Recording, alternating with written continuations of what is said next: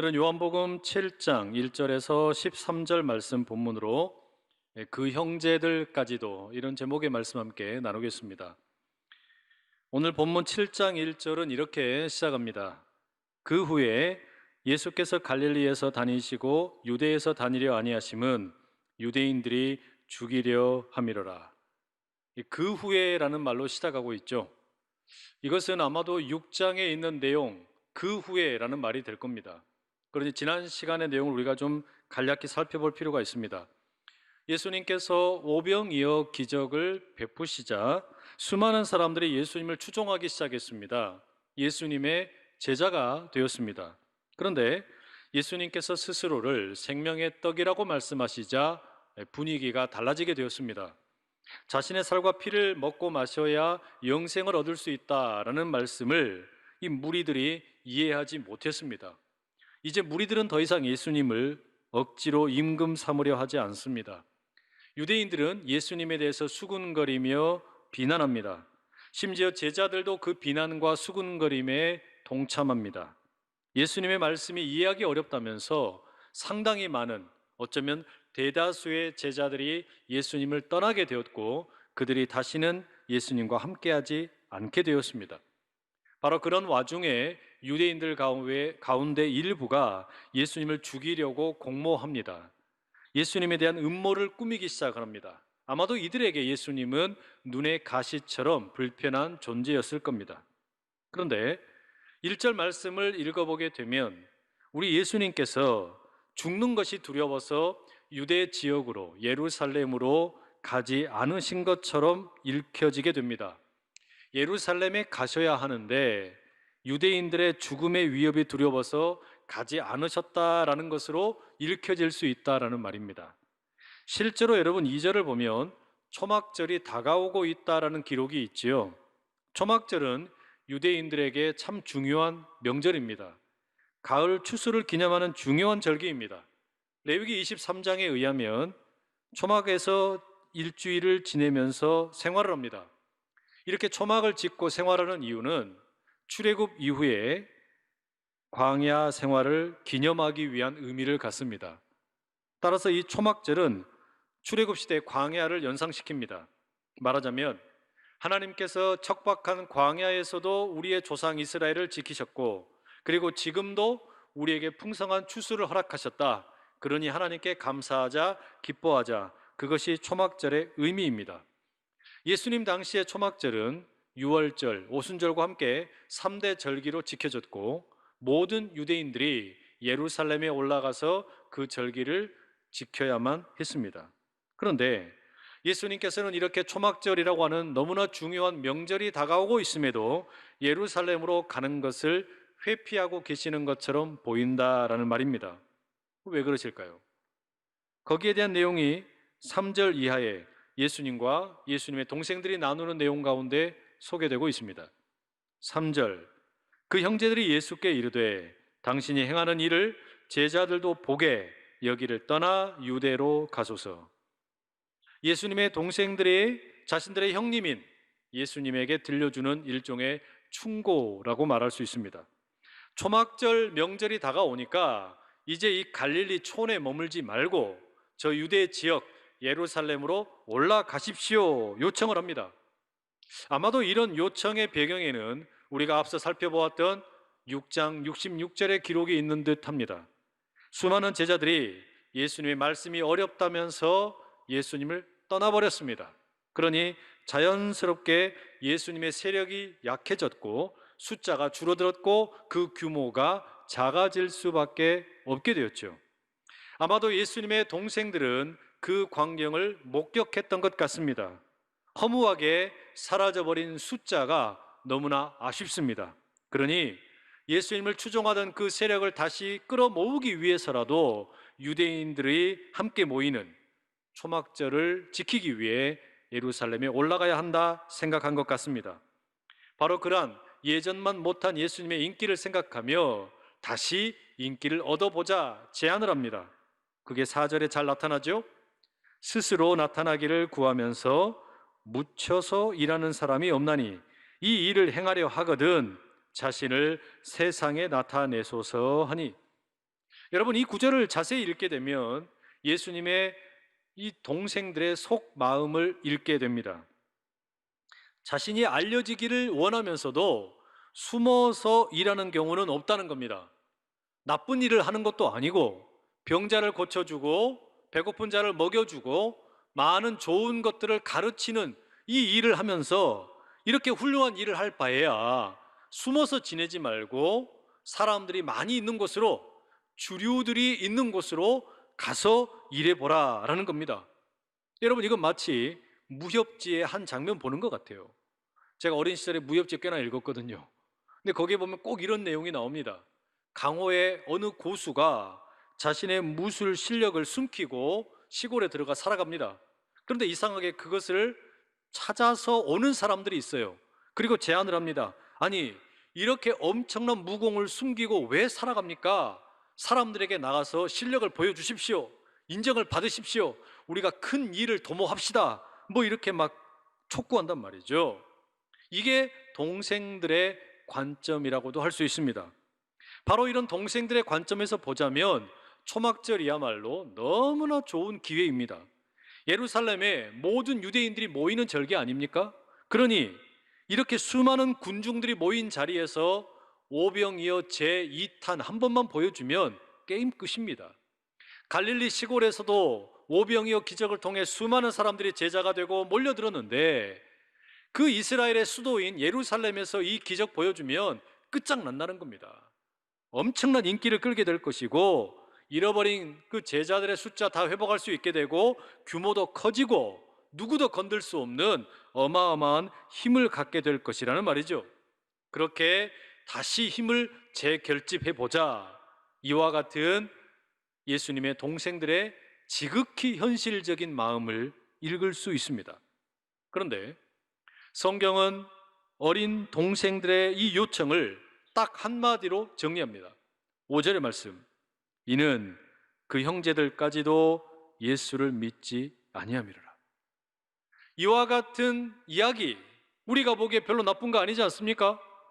시골에 머물지 말고 저기 중심에 가서 멋지게 살아라, 중심에 가서 귀하게 쓰임 받아라, 얼마나 좋은 이야기예요. 그런데 이 이야기를 성경은 뭐라고 이야기하냐면 그들이 예수님을 믿지 않았다라고 이야기하고 있습니다.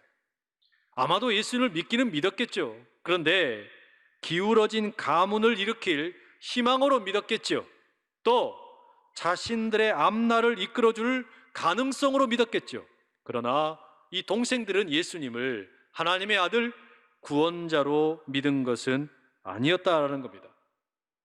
예수님의 동생들은 예수님이 어릴 적부터 함께 생활했지만 하나님을 오해했고 예수님을 오해했고 복음을 오해했습니다. 그들은 복음을 영향력으로 생각했습니다. 그래서 예수님께 요구합니다. 세상을 향해 영향력을 보여주라고 말입니다. 그러면 자연스럽게 인기도 올라가고 제자의 숫자도 많아지고 더 큰 힘을 얻을 수 있게 될 것이다 라고 말하는 겁니다. 이와 같은 예수님의 동생들의 사고방식은 어쩌면 지금 성도들 다수의 사고방식인지도 모르겠습니다. 우리 역시 이런 방식으로 신앙생활 하는 경우가 참 많다라는 말입니다. 우리는 우리가 믿는 바 복음을 이와 같은 영향력으로 생각할 때가 참 많습니다. 물론 세상 가운데 우리가 선한 영향력을 끼치는 것은 참 좋은 일입니다. 이게 절대 틀린 일이 아닙니다. 지금도 설교 강단에서 우리가 종종 이런 이야기를 듣습니다. 다음 세대를 잘 키워서 지구촌을 섬기는 멋진 영향력 있는 기독교 인재를 양성하자. 이게 우리가 종종 듣는 이야기예요. 저도 청년 시절에 이런 이야기 정말 많이 들었습니다. 뭐 고지론, 미답지론 뭐 이런 이야기 많이 들었어요. 높은 곳에 올라가서 실력을 키우고 그 영향력을 밑으로 흘려보내자. 그러면 거기에 복음의 능력이 나타날 것이다. 뭐 이런 이야기였습니다. 좋은 신앙인 중에서 훌륭한 정치인이 나와 정치를 새롭게 하고, 훌륭한 기업인이 나와서 경제를 새롭게 하고, 훌륭한 연예인이 나와서 방송 연예계를 새롭게 하고, 훌륭한 운동선수가 나와서 스포츠계를 새롭게 하고, 훌륭한 학자가 나와서 대학을 새롭게 하고 세상에 거룩한 영향력을 이와 같은 방식으로 흘려보내자, 이런 이야기들 말입니다. 그렇게 세상 가운데 선한 영향력을 끼치면 자연스럽게 힘도 생기고 돈도 생기고 숫자도 늘어나고 누구도 건드릴 수 없는 커다란 규모를 갖게 되고, 나아가서는 결국 기독교 왕국을 만들 수 있게 될 것이다. 우리가 그렇게 믿은 겁니다. 여러분, 이와 같은 기독교의 선한 영향력, 여기에 대해서 여러분은 어떻게 생각하십니까?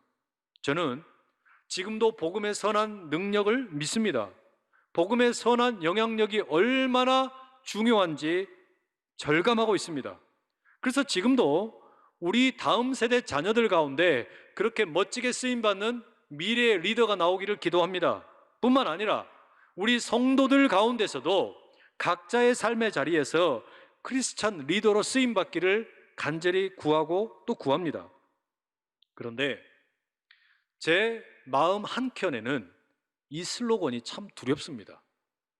제 마음 한켠에서는 선한 영향력을 흘려보내자라는 이런 이야기가, 이 예수님의 동생들의 이야기가 상당히 부담스럽게 들려옵니다. 왜냐하면 세상에 영향력을 흘려보내자라는 것이 과연 진짜 복음의 메시지일까 의구심이 들고, 이것이 예수님의 말씀이 아닌 것처럼 느껴지기 때문입니다. 오히려 예수님의 동생들의 생각일 뿐이기 때문입니다. 현실을 봐도 그렇습니다. 우리 기독교인들이 선한 영향력을 세상에 보여주자고 부르짖은 것이 한두 해가 아닙니다. 거슬러 올라가 보면 이것은 313년 로마가 기독교를 국교로 공인한 이래로 지금까지 1700여 년 동안 부르짖었던 이야기입니다. 우리가 온 세상을 기독교 왕국으로 만들자, 그런 생각을 가지고 선교를 했고 전도를 했고 교회를 세웠고 목회자를 양성했습니다. 오랜 시간 동안 이것이 기독교의 외침이었고, 좁게는 우리 개개인의 가정의 기도 제목이었습니다. 우리는 우리의 자녀들을 향한 기도 제목 가운데 그렇게 기도했습니다. 하나님, 우리의 자녀들이 멋지게 쓰임받을 수 있게 해주십시오. 전문가가 되게 해주시고 능력 있게 해주시고 이들이 사회의 높은 자리에 올라가서 영향력을 마음껏 흘려보내게 해주십시오. 이게 부모 세대의 기도 제목이었고, 이제 부모가 된 자녀 세대가 그 자녀들을 위해서 기도하는 기도 제목입니다. 그런데 여러분, 문제가 있습니다. 우리가 이렇게 선한 영향력을 흘려보내기를 위해서 간절히 기도하고 또 기도하고 1700여 년의 시간을 보냈는데, 한국 교회에서도 200여 년에 가까운 역사가 흘러가고 있는데 왜 교회가 비판의 한복판에 서 있습니까? 왜 교회가 세상에 손가락질을 이렇게도 많이 당하고 있느냐 말입니다. 그럼 여러분, 예수님께서는 도대체 세상을 향하여 어떻게 상대하십니까? 예수님의 동생들이, 아니 형님, 아니 왜 이렇게 촌구석에 숨어서 살고 있습니까? 가지고 있는 그 좋은 뜻을 저 중심에 가서, 저 예루살렘에 가서 주류가 되어서 멋지게 영향력을 좀 보여주십시오 라고 외칠 때 나의 길은 그게 아니다라고 말씀하셨다면, 도대체 우리 예수님께서는 이 세상에 대해서 어떻게 대응하기를 원하시냐라는 말입니다. 6절에 의하면 예수님께서는 아직 자신의 때가 이르지 아니하였다 말씀하십니다.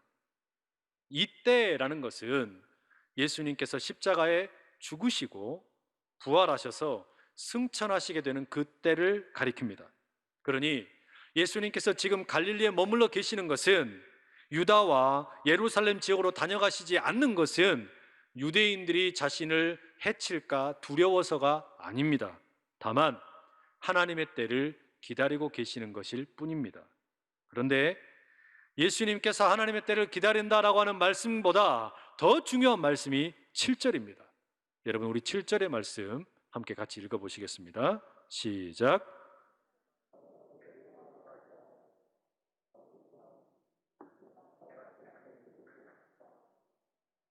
세상이 너희를 미워하지 아니한다.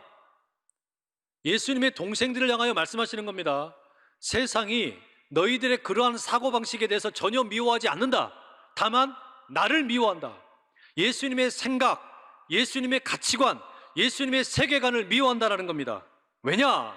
예수님의 세계관은 세상의 일들이 악하다고 증언하기 때문입니다.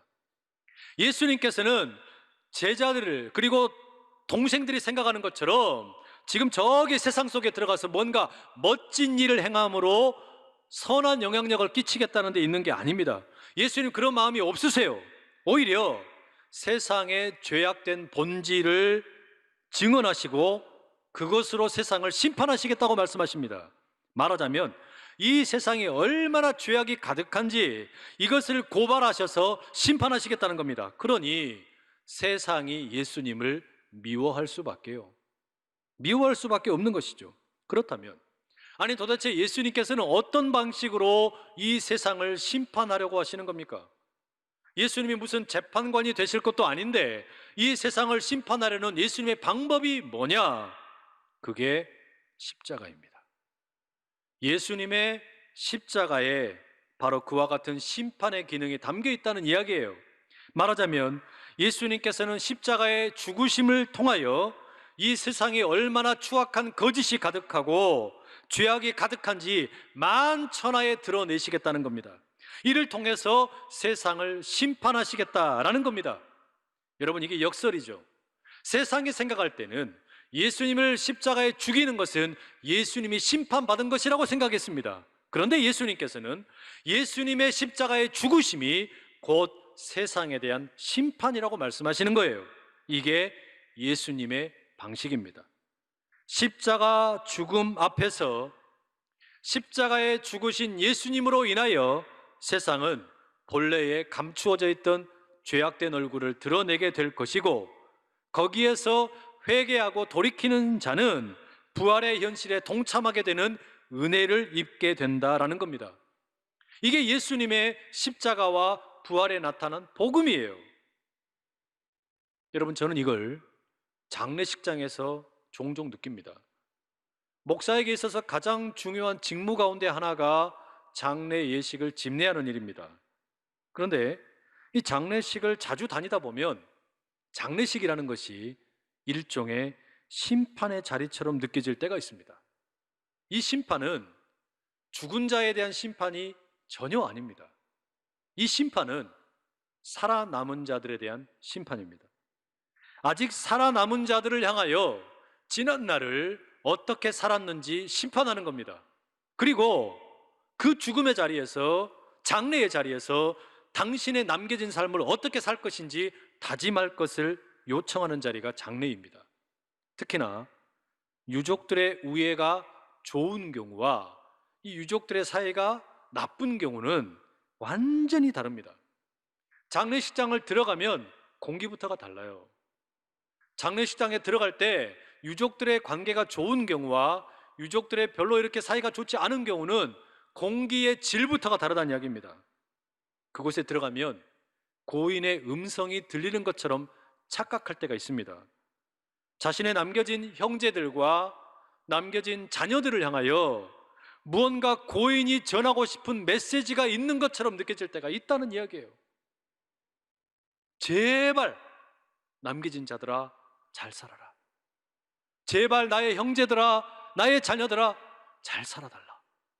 이런 고인의 음성이 그 공간 가운데 가득 채워질 때가 있어요. 최근에 제가 서점에서 김완 작가의 죽은 자의 집 청소라는 책을 읽을 때에도 동일한 느낌을 받았어요. 이 저자는 특수 청소 서비스를 하는 분입니다. 이게 어떤 일이냐면 평범한 죽음이 아닌 자살, 고독사, 이와 같이 어려운 죽음의 현장을 찾아가서 청소하는 일입니다.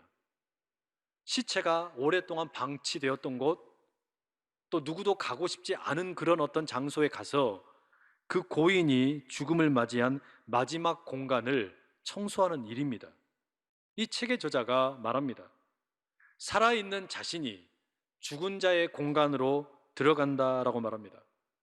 그 고인의 몸에서 흘러나온 체액에 절어있는 매트리스가 있고 죽음의 냉새가 가득한 그 방안과 벽지를 바꾸려고 합니다. 외면하는 가족들의 시선이 느껴지게 되고 압류딱지가 가득하고 전기세 미납 고지서가 수북히 쌓여 있습니다. 마지막에는 전기 공급을 중단하겠다는 통지서가 있습니다. 여러 쓰레기들이 가득합니다. 고인의 배설물이 있습니다. 이 모든 것을 치우는 일을 감당하고 완전히 비워내는 것이 작가의 일이라는 것입니다. 그리고 그 죽음의 냄새를 다 빼내고 새로운 삶이 시작되도록 돕는 것, 그게 자신의 일이라는 것이죠. 이 책을 읽으면서 그런 생각이 들었어요. 죽은 자가 머물던 공간에는 사실은 살아있는 자들을 향한 엄청난 메시지가 있구나. 그리고 죽은 자가 머물던 공간에는 살아있는 자를 준비시키는 십자가의 은혜가 있다라는 것을 듣게 되었습니다. 여러분, 우리 주님께서 십자가에서 하신 일이 뭡니까? 특수 청소 서비스와 조금도 다르지 않습니다. 우리 예수님께서 십자가의 죽으심으로 세상의 부조리, 인간 인생의 허무함과 막막함, 혼란스러움, 죄악과 덧없음이 그야말로 적나라하게 드러나게 되었습니다. 십자가 앞에 우리가 설 때 우리 인생 가운데 우리의 생각과 우리의 마음과 우리의 몸에 새겨진 수많은 죽음의 흔적들이 다 드러난다는 이야기입니다. 누구도 치우려고 하지 않습니다. 누구도 닦아주려고 하지 않습니다. 냄새 나서 누구도 다가오기를 싫어하는 우리의 생각 속에, 마음 속에 주님께서 찾아오시는 겁니다. 그리고 그 죽음이 가득한 공간 가운데 새로운 생명이 움틀 수 있도록 주님께서는 청소를 하십니다. 그렇기 때문에 십자가의 길은 세상의 화려한 조명이나 숫자나 규모나 힘으로 다가가는 것이 아닙니다. 이것은 아무도 모르게 은밀하게 모두가 가려고 하지 않는 곳에 조심스럽게 찾아가는 길입니다. 죽은 자의 공간처럼 아무도 가려고 하지 않는 그곳에 우리 주님께서는 십자가를 통하여 그 은혜를 보여주려고 하십니다. 바로 그런 이유 때문에 오늘 본문 10절 말씀에 이런 내용이 나옵니다. 그 형제들이 명절에 올라간 후에 자기도 올라가시되 나타내지 않고 은밀히 가시니라. 나타내지 않고 은밀히 우리 주님께서는 예루살렘으로 올라가셨습니다. 죽으셔야 하는 곳입니다. 자신이 생을 마감해야 하는 곳입니다. 왜냐? 우리 모두의 냄새나는 죽음의 세력들을 제거하기 위함입니다. 길이요 진리요 생명이신 예수님께서는 바로 그렇게 은밀하게 나타내지 아니하시고 예루살렘에 올라가셨습니다. 우리가 이 사실을 기억하면 좋겠습니다. 물론 우리는 오병이어 기적처럼 복음의 능력을 대중 앞에, 수많은 사람들 앞에 보여줘야 할 때가 있습니다. 그러나 동시에 복음의 역사는 나타내지 않고 은밀하게 십자가의 길로 드러나는 경우가 훨씬 많습니다. 코로나19 바이러스와 함께 지금 우리는 신앙의 도전을 경험하고 있습니다. 교회에 대한 새로운 인식을 요청받고 있습니다. 우리는 예수님의 동생들처럼 우리의 신앙을 영향력으로, 우리의 교회를 규모와 숫자로 우상으로 삼은 경우가 너무나 많았습니다. 예수님의 동생들의 사고방식과 조금도 다르지 않았습니다. 그런데 코로나와 함께 우리는 지금 새로운 요청을 받습니다. 나타내지 아니하시고 은밀하게 십자가의 길을 걸어가셨던 예수님을 기억하며 그 길을 함께 걸어가자라는 요청입니다. 그것이 우리 교회의 표 중에 하나이기도 합니다. 십자가를 지고 말씀으로 사는 교회, 십자가를 지고 말씀으로 사는 그 교회는 숫자로, 규모로, 힘으로 일하는 것이 아닙니다. 나타내지 아니하나 은밀하게 우리 주님께서 누구도 상대하려고 하지 않는 죽음의 길을 걷어내고 우리 주님이 보여주시는 부활의 새 생명을 보여주는 이 아름다운 역사의 현장 가운데 함께 걸어갈 수 있는 우리 모두가 다 될 수 있기를 간절히 축복합니다.